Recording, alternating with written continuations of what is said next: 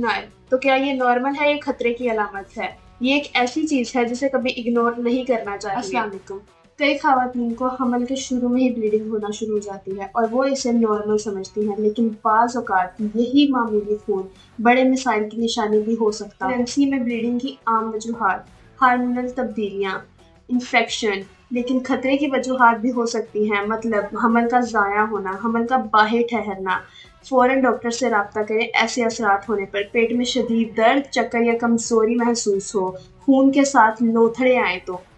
घरेलू एहतियात: मुकम्मल आराम करें, वजन उठाने से परहेज करें, ज़हनी दबाव को कम करें और पानी का और ग़िज़ा का खास ख्याल रखें। याद रखें, ये आपकी बॉडी का सपोर्ट है, मगर इलाज नहीं। सबसे अहम बात, अगर आपकी तबीयत ज़्यादा ख़राब हो रही है तो फ़ौरन डॉक्टर के पास जाएं, जहां वो आपका अल्ट्रासाउंड करेगी, खून का टेस्ट करेगी और रिपोर्ट्स के मुताबिक आपको जो मेडिसिन दी जाए आपने वही खानी है। खुद से कोई भी मेडिसिन खाना आपके लिए मुनासिब नहीं है, ये आपके लिए खतरनाक भी हो सकती है। मज़ीद ऐसी इंफॉर्मेटिव वीडियोस देखने के लिए हमारे चैनल को सब्सक्राइब करें। वीडियो अच्छी लगी हो तो कमेंट और शेयर ज़रूर करें। अल्लाह हाफिज़।